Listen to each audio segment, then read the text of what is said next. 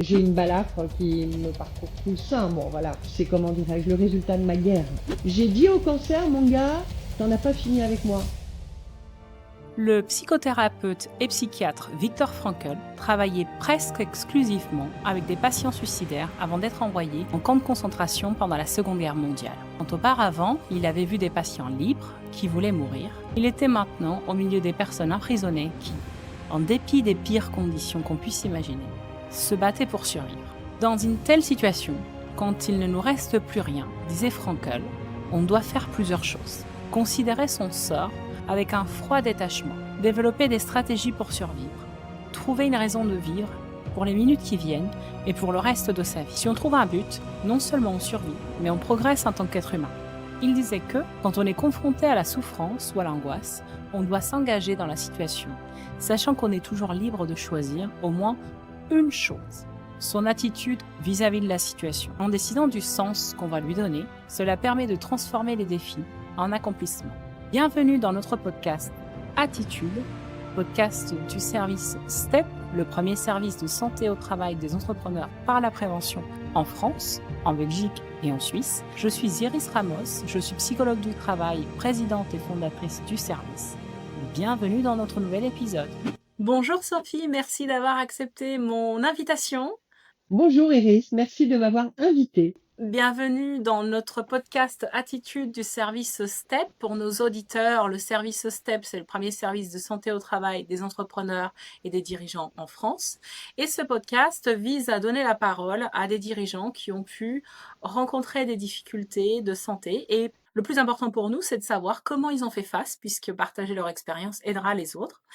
Je vous donne d'abord la parole pour que vous puissiez présenter votre parcours, Sophie. Et encore merci d'avoir accepté. Avec plaisir, chère Iris. Donc moi, je m'appelle Sophie Oconi. Je suis maman de deux grands garçons et j'ai été députée européenne de 2009 à 2014, puis députée nationale de 2017 à 2020. Et j'ai accessoirement été la première femme française élue gouverneure au Conseil mondial de l'eau. J'ai eu des activités professionnelles avant, mais mon histoire, mon problème de santé s'est positionné au moment où j'étais dans cette carrière politique. Merci beaucoup Sophie pour l'introduction.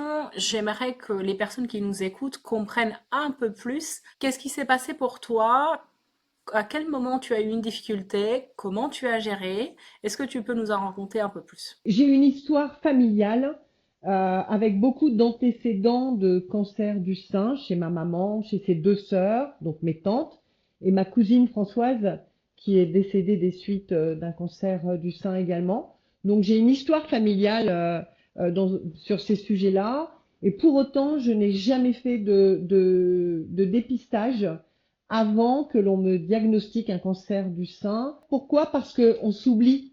Quand on est très active, quand on a une activité professionnelle qui nous comble, qui nous passionne, mais qui nous prend énormément de temps, eh bien, lorsqu'on a un choix à faire entre la mammographie qui est planifiée depuis 6 mois parce que les rendez-vous sont longs à obtenir et une activité professionnelle, en l'occurrence moi politique, qui arrive le même jour à la même heure, eh bien je choisis mon activité politique. Et le problème de toutes ces femmes, mais aussi des hommes, qui sont dans une activité professionnelle intense, passionnante, on a tendance à s'oublier et à ne pas aller dans le sens des examens. Parce que le problème du cancer, c'est que il se nourrit de toi insidieusement, sans te faire de mal, en silence. Et puis le jour où on te l'annonce, il est déjà très très développé en toi, sans que tu n'aies senti à aucun moment une gêne, une douleur, voilà. Donc tu l'as su à 57 ans. Comment tu t'es aperçue? Mes seins avaient changé de forme, de volume, mais j'étais en préménopause à 57 ans. Et donc, j'ai considéré que s'ils avaient tendance à évoluer au niveau de leur consistance, de leur forme, c'était plutôt lié. À aucun moment, j'ai imaginé un cancer. Donc, je pensais que c'était la ménopause. Je me suis pas affolée. Et quand je suis allée à l'Assemblée nationale, ma douche était toute petite à l'Assemblée. Et donc, en me lavant, je sentais des douleurs parce que là, j'étais obligée de me réduire en taille pour me laver. Et je sentais à toucher mon sein droit qu'il était douloureux. Donc je suis allée voir le médecin de l'Assemblée nationale qui a considéré qu'il y avait des choses pas terribles à la palpation. Et ensuite, bah voilà, ça s'est enchaîné, des examens, des biopsies, bon, pas mal d'examens. Et au bout de 15 jours, on m'a demandé de me faire opérer très vite. Donc ça, c'était au mois de septembre. On m'a demandé de me faire opérer au mois d'octobre. J'ai attrapé le Covid. Donc ça a été reporté au mois de novembre. Et là, j'ai eu ablation des 2 glandes mammaires. Alors l'un parce qu'il était très affecté par le cancer, et l'autre, c'était plutôt dans un esprit prophylactique, c'est-à-dire que dans ma famille, toutes les femmes ont eu un cancer des 2 seins à 10 ans d'intervalle. Donc on s'est dit, plutôt que d'attendre 10 ans et d'être quasi sûr que j'ai un autre cancer, ben, enlevons tout en même temps. Voilà. Le diagnostic arrive, tout se passe très vite, tu passes d'une vie extrêmement active à un lit d'hôpital. Comment tu le vis? C'est difficile. Alors ça a été difficile à 2 titres. Le premier, c'est qu'effectivement, le sentiment que si j'avais été plus sérieuse dans le dépistage, je serais peut-être pas dans cette situation-là d'une mutilation en réalité, hein. Ce sentiment que ma place, elle n'est pas dans ce lit d'hôpital, ma place, elle est sur mon territoire, elle est dans l'hémicycle de l'Assemblée nationale. En plus, je rappelle que c'était au moment du Covid, donc avec des grosses décisions à prendre. Est-ce qu'on enferme les Français chez eux ou pas? Est-ce qu'on aide les activités économiques ou pas? Donc des vrais beaux sujets pour un Parlement. Donc c'était un moment où, à la fois, plus que jamais, on me demandait d'être disponible et présente, et moins que jamais, je ne l'ai été. Donc une forme de culpabilité. Et les choses se passent. Ils t'expliquent que c'est parti, qu'ils ont réussi à tout enlever. Comment tu récupères? Tout d'abord, il y a une chose que j'ai mal faite, et là je voudrais utiliser cette interview pour en parler, c'est que quand le médecin m'a dit vous avez un cancer du sein, il faut que vous alliez voir un spécialiste pour voir comment on va traiter ce cancer du sein, j'ai gardé ça pour moi. Moi j'étais mariée, j'avais 2 enfants, une maman et un frère, et à aucun moment je n'ai partagé cette situation qui a été pour moi traumatisante, mais je l'ai gardée pour moi toute seule. En fait, je l'ai gardée pour moi toute seule parce que je voulais dire à ceux que j'aime, j'ai un cancer du sein, mais voilà ce qui va se passer, voilà comment on va traiter tout ça, voilà comment les choses vont se passer, voilà. Et il n'y a pas de, il y a pas, c'est pas extrêmement grave, et je vais pas mourir demain. Et même si c'est ce à quoi je pensais dans l'immédiat, mais et pour le coup, je l'ai gardé pour moi. Et ça, c'est pas bien parce que c'est douloureux de porter toute seule. En plus du cancer, le problème psychologique que représentait l'annonce. C'est là qu'on a besoin des autres. Et on a besoin d'en parler, et c'est bête de le garder pour soi, vraiment. Parce qu'en plus, après, ça laisse des traces, parce que les gens comprennent pas pourquoi t'as pas partagé. T'avais pas confiance. Mais si, j'avais confiance, c'est juste que je savais pas comment vous l'annoncer. Donc ça a été une erreur de ma part. Et ensuite, comment j'ai vécu la convalescence? En fait, moi, j'avais exigé, et ça, c'est pas systématique en France, voire c'est rare en France, d'être construite le jour où j'avais l'ablation. C'est-à-dire que je ne me voyais pas me réveiller comme ma mère a vécu, avec 2 gants de toilette vides à la place de la poitrine, 2 poches vides, et je me sentais pas la force de ça. Donc j'ai exigé de la part des médecins qui se sont occupés de mon cas, j'ai exigé que ils me fassent l'ablation et qu'en même temps ils me fassent la reconstruction. Ce qui veut dire que quand je me suis réveillée de mon opération, j'avais la poitrine d'une femme de 30 ou 40 ans, alors que j'en avais presque 60. Ce qui fait que dans ma tête, j'ai dit au cancer, mon gars, tu vas voir. Je suis une guerrière là, parce que je me sens belle, hein. Même si j'avais des cicatrices, des soins qui ont duré un petit moment, mais pour autant, j'ai dit au cancer, mon gars, t'en as pas fini avec moi. Parce que moi, je suis belle aujourd'hui, plus belle que quand je me suis posée sur la table d'opération. Et donc, bah, tu vas voir à qui tu as affaire, en fait. Tu sais qu'en général, on oublie complètement le côté esthétique. J'enregistre prochainement une émission avec le cancérologue Alain Toledano pour le Figaro International et je travaille beaucoup avec l'Institut Raphaël qui aide pas mal les personnes pour les traitements du cancer. Dans l'Institut Raphaël, il y a énormément de soins liés à l'esthétique. un prothésiste capillaire, du sport, de la sophro, pas seulement du sport santé, mais le sport où tu te sens bien dans le corps. Et on a tendance à voir le soin comme guérir la base, maintenir les gens en vie et améliorer leur état de santé, mais oublier aussi le côté psychologique et esthétique. Et c'est tout aussi important. C'est important. Moi, je me suis sentie en me réveillant dans mon lit d'hôpital, j'ai vraiment eu le sentiment que j'allais me relever plus jolie qu'avant. Donc, si tu veux, d'un point de vue psychologique, tu te sens vraiment guerrière et dans une forme exemplaire. Ça, c'est le premier sujet. Mais même si je mesure combien le plateau technique est compliqué quand on fait ça, parce que ça veut dire que tu as un anesthésiste qui t'endort, un chirurgien esthétique qui ouvre les seins de telle sorte que la suture après soit de qualité. Ensuite, tu as un oncologue gynécologue qui t'enlève les deux seins. Voilà, l'ensemble, moi, ils m'ont enlevé les deux glandes mammaires et les ganglions sentinelles. Donc, c'est un gros travail de nettoyage, de curetage, etc. Et puis ensuite, il y a le chirurgien esthétique qui revient avec ses prothèses. Soit c'est de la chair qu'on prend, du muscle qu'on prend sur tes fesses, soit c'est des prothèses, des prothèses. Et donc, on t'installe les prothèses et on suture de telle sorte que moi, sur mon sein gauche, qui était le moins malade, on voit plus du tout aucune suture.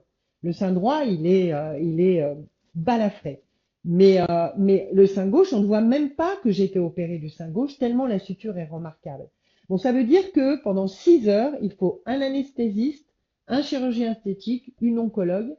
Donc ça veut dire que c'est un lourd plateau technique. En même temps, moi, je n'ai eu qu'une hospitalisation, qu'une opération, qu'une anesthésie, qu'une convalescence.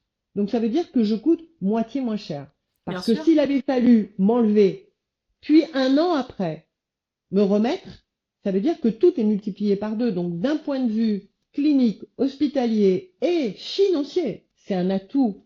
Donc moi aujourd'hui, je me bats pour ça, pour que la reconstruction soit, d'un point de vue esthétique, quasiment une obligation pour redonner de la dignité et de la confiance à la malade, mais aussi parce que c'est d'un véritable intérêt financier et budgétaire.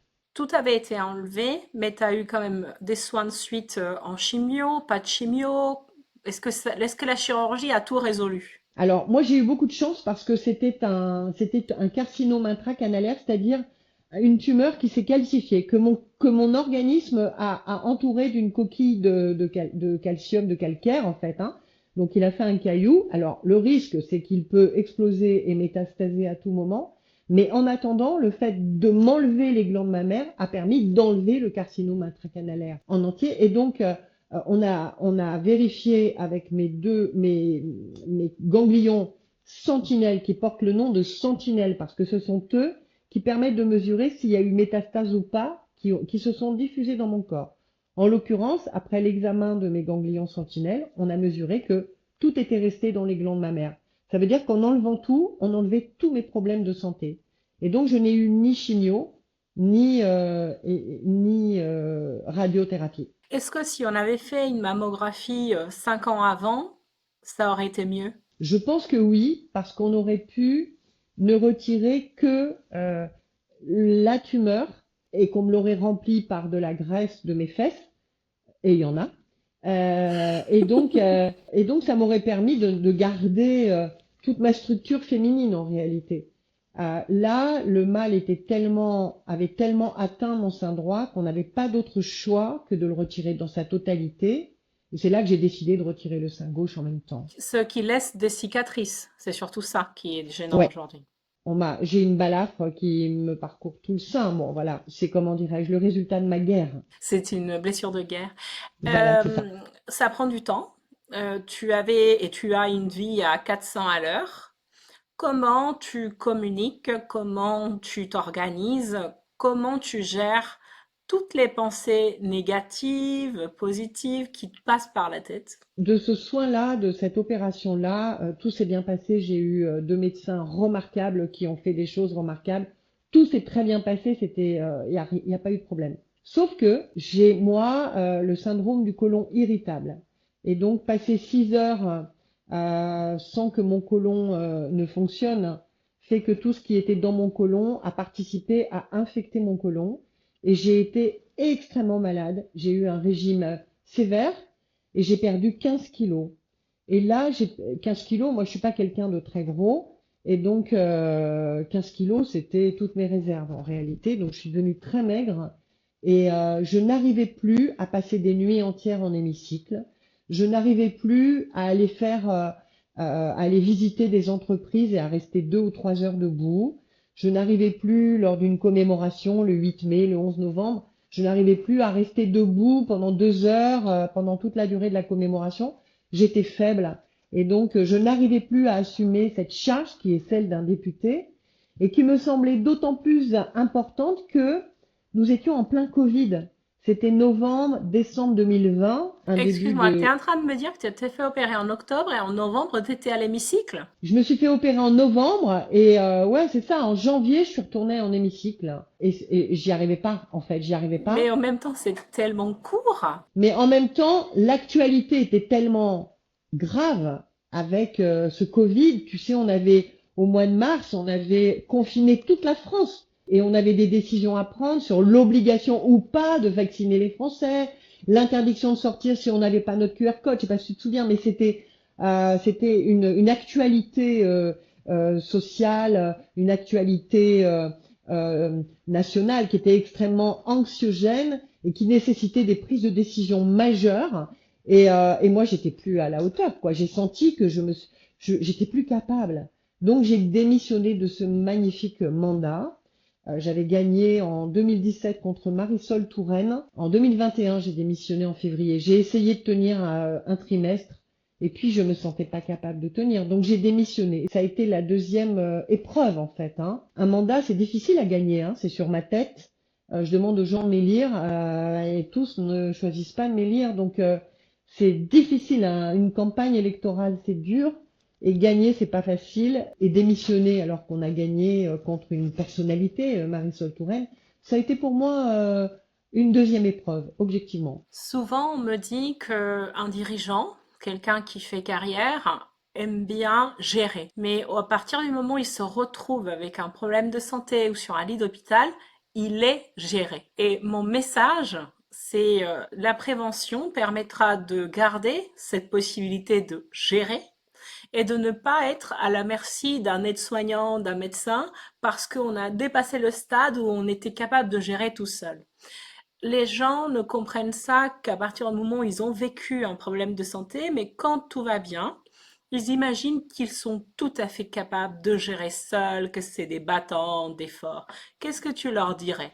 Alors moi, je leur dis déjà, puisque quand j'ai démissionné en février 2021, j'ai lancé la Marche Rose 37, qui est une marche rose que j'organise tous les mois d'octobre depuis 2021.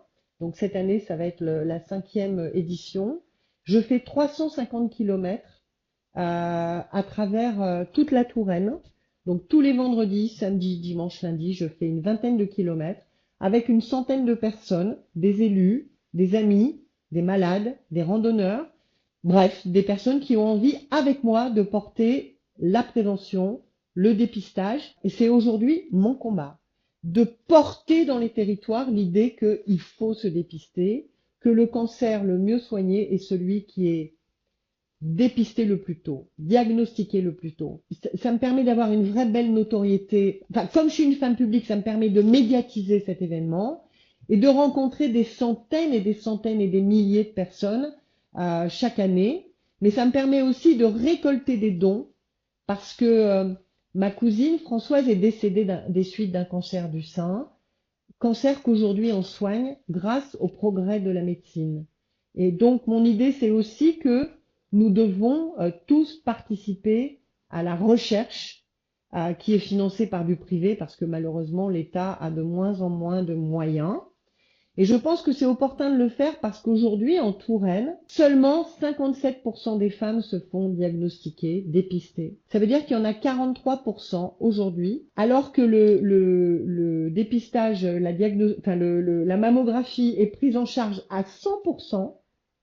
eh bien, elles ne vont pas se faire Et dépister. d'après Donc, on a, toi, pourquoi? Pourquoi elles sont autant? Nous, on travaille avec la Fédération nationale des médecins radiologues de France et ils nous ont donné les chiffres au niveau national. Tu parles de 57% en Touraine. On est à 50% de dépistage fait au niveau national. C'est très peu. Pourquoi? J'aimerais bien savoir pourquoi les gens ne vont pas faire un examen qui est gratuit et qui est bon pour eux. En fait, il y a plusieurs raisons, deux ou trois à mon avis. Le premier, c'est que, effectivement, moi j'ai été la première à vivre ça, c'est-à-dire que quand tu décides d'aller faire ta mammographie, tu prends rendez-vous, et il y a en général un délai de l'ordre de 4 à 6 mois entre le moment où tu appelles et le rendez-vous. Aujourd'hui, dans 6 mois, tu sais pas ce que tu feras. Ça veut dire que quand ton rendez-vous arrive, tu as des obligations, des rendez-vous, enfin, moi en tant que députée, des inaugurations, des visites d'entreprise, bref, ou des rendez-vous en hémicycle. Quand tu es aussi actif que nous, quand tu es un homme ou une femme active avec une activité professionnelle très prenante, tu as tendance à laisser tomber le côté soin et privilégier ton côté professionnel. C'est normal, enfin je comprends. J'ai été la première à le faire. Ça, c'est le premier sujet.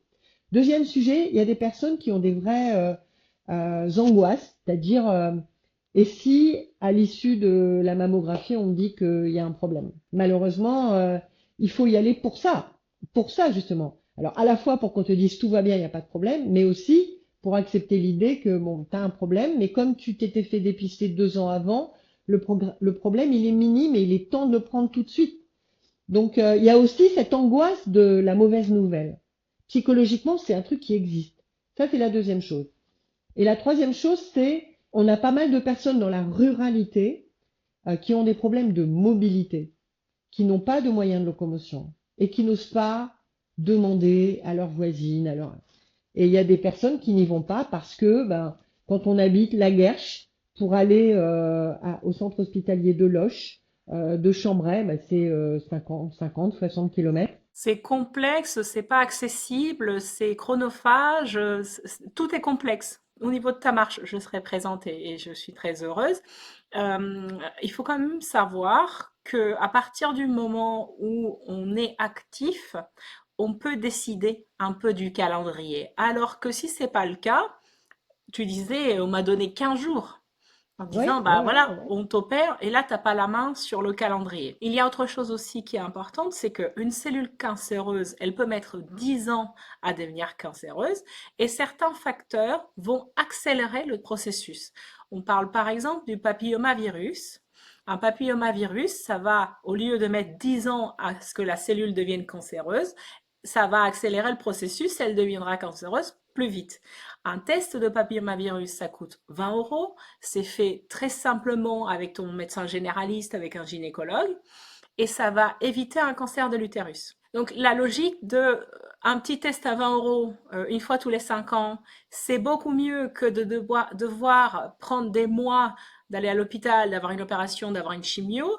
C'est même une logique économique, d'investissement de temps, de gain de temps, etc. Ce qu'il faut, c'est pouvoir expliquer aux gens qu'ils ont tout intérêt à ne pas attendre, à ne pas laisser tout au dernier moment en disant la société me prendra en charge, elle s'occupera de moi, c'est en plus gratuit et on trouvera des solutions pour moi.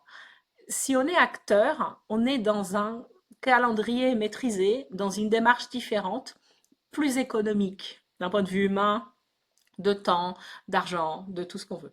Mais malheureusement, c'est très difficile de faire changer les mentalités. Donc ton action avec la marche, elle est importante. J'ai fait une étude avec le MEDEF et la santé des femmes dirigeantes n'est pas au beau fixe puisque avec la surcharge de rôle, elles se négligent encore plus. Donc, ce qui est important aussi, c'est que les personnes comprennent que pour faire carrière, pour avancer, intégrer ce côté santé est tout aussi stratégique que préparer sa campagne pour la gagner. Complètement, non, non, mais je suis totalement d'accord. C'est-à-dire qu'il faut que nous mesurions combien se diagnostiquer sur tous les sujets d'ailleurs est essentiel justement pour garder la maîtrise de sa vie. Pour ce qui me concerne, je l'ai pas fait et je suis bien placée, d'où la marche rose.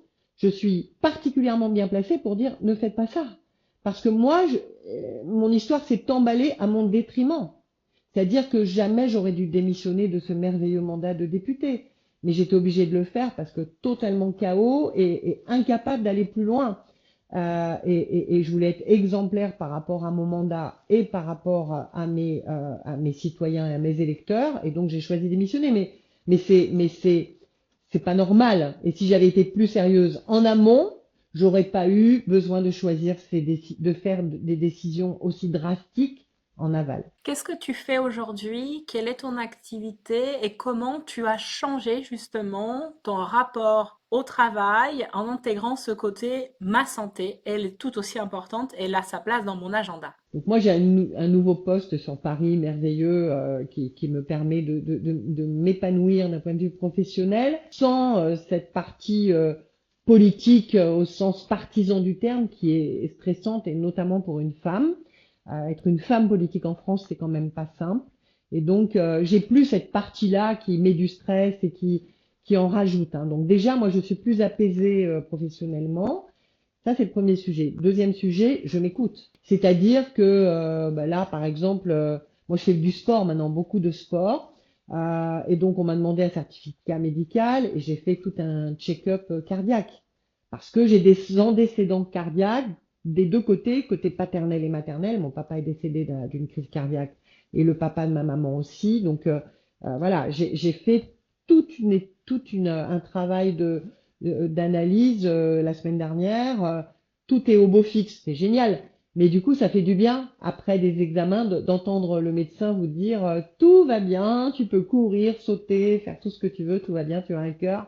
Si tu as des bobos au cœur, ils ne seront que sentimentaux, mais pas cardiaques, et ça, c'est que du bonheur. Donc, ça veut dire que une épreuve comme celle-ci, elle te révèle quand même de l'importance de t'écouter, de l'importance de prendre du temps. C'est un investissement de un jour ou deux, mais pour un soulagement de je ne sais combien de semaines, de mois, ou même euh, d'histoire professionnelle finalement. Parce que moi, la mienne s'est arrêtée brutalement alors que c'était pas mon choix. On n'est pas égaux, les hommes et les femmes, notamment d'un point de vue biologique. Les femmes sont très protégées, par exemple, sur les maladies cardiovasculaires et même sur certains cancers, jusqu'au moment de la ménopause.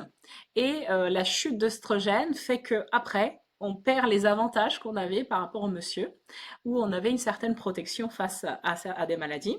La problématique que je vois sur le terrain, c'est que les femmes ne font pas du tout attention à ça. Elles sont très nombreuses à avoir des maladies cardiovasculaires et à développer des cancers, notamment avec l'augmentation du tabagisme chez les femmes et avec la consommation d'alcool qui est un grand toxique pour le corps. Qu'est-ce que tu veux bien partager avec ces femmes qui vont écouter le podcast sur le fait qu'on n'est pas un petit homme, on n'est pas des hommes avec des cheveux longs qui font carrière et qui ont une vie différente.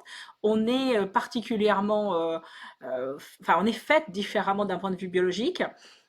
Qu'est-ce que tu dirais à ces femmes-là? On est des femmes, on doit vivre comme des femmes et travailler comme des femmes, on est différentes, donc il y a des choses qu'on doit faire différemment. Nous ne sommes pas égaux. L'homme et la femme ne sont pas égaux. On est dans une équité, ça c'est clair, on est dans une équité, mais nous ne sommes pas égaux. Moi, je ne peux pas porter 80 kilos de charge. En revanche, je porte un enfant. Et l'homme qui est à côté de moi, lui, il peut porter 80 kilos de charge, mais il ne portera jamais d'enfant. En tout cas, je le souhaite. Donc, ça veut dire qu'on n'est pas... Il faut qu'on mesure combien nous sommes euh, exactement, nous sommes différents, mais il faut qu'on mesure aussi qu'on doit le vivre avec, en se projetant sur ce que je dois faire pour rester différente, mais aussi pour prendre soin de moi et en même temps donc des autres finalement. Et moi, mon épreuve, cette épreuve terrible me permet justement d'être entendable parce que j'ai été le mauvais élève, le vilain petit canard. Euh, En plus, j'ai évolué dans un monde d'hommes. Donc, en fait, j'ai voulu, dans le monde politique, hein, c'est très, très masculin, j'ai voulu être le guerrier, finalement, hein, l'homme politique. Eh ben non. Aujourd'hui, je le revendique et je le défends. Et à travers la marche rose, j'ai énormément d'hommes qui marchent avec moi. Et d'ailleurs, je vous invite tous, hein, c'est Marche Rose Sophie Oconi sur Facebook. Vous aurez toutes les dates dans les 15 prochains jours. Je compte sur la présence de chacun. Et Iris, je sais que vous viendrez pour la marche inaugurale. qui partira de Saint-Cyr-sur-Loire. Je crois que le groupe femmes du MEDEF m'accompagnera également. Et l'idée, c'est qu'effectivement, on marche avec des hommes.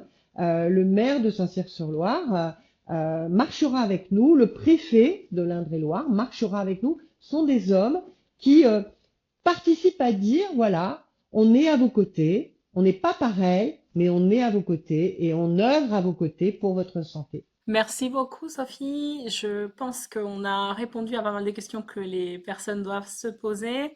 Est-ce que tu as un dernier message, quelque chose qui te tient à cœur que tu veux partager, en ayant toujours à l'esprit le thème du podcast qui est l'attitude, c'est-à-dire que il peut nous arriver plein de choses dans notre vie.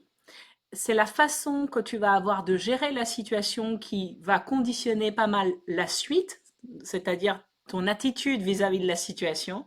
Est-ce qu'il y a un dernier message que tu voudrais partager dans ce sens? Moi, je voudrais dire, alors, ce qui ne tue pas rend plus fort.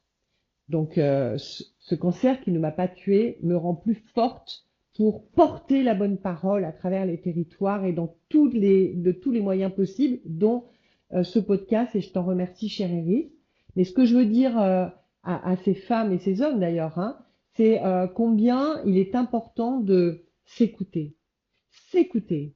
Se dire qu'on n'est pas des surhommes ou des surfemmes, qu'on a de temps en temps un organisme qui nous dit stop, et là, il faut l'entendre.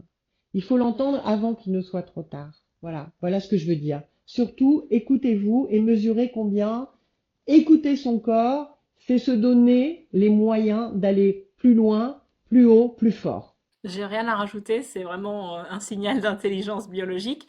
Merci à toi, à ceux qui nous écoutent, s'abonner, ça nous permet de recevoir des personnes comme toi avec un parcours inspirant, brillant, qui viennent partager leur expérience. Et c'est un podcast qui a plus de 30 000 vues à chaque fois qu'on sort un épisode. On n'est pas très nombreux malgré tout, mais ça reste une belle audience pour un podcast avec une production faite par notre service. Donc pour les personnes qui nous écoutent, abonnez-vous, faites des commentaires pour qu'on puisse continuer à partager les histoires des personnes aussi inspirantes que toi. Et de cette manière-là, par l'exemple, aider d'autres personnes qui peut-être aujourd'hui sont complètement dans le déni, qui jouent la carte du super-héros et qui vont avoir un prix moins cher à payer, à faire attention à eux aujourd'hui et pas à laisser les choses s'envenimer beaucoup plus tard.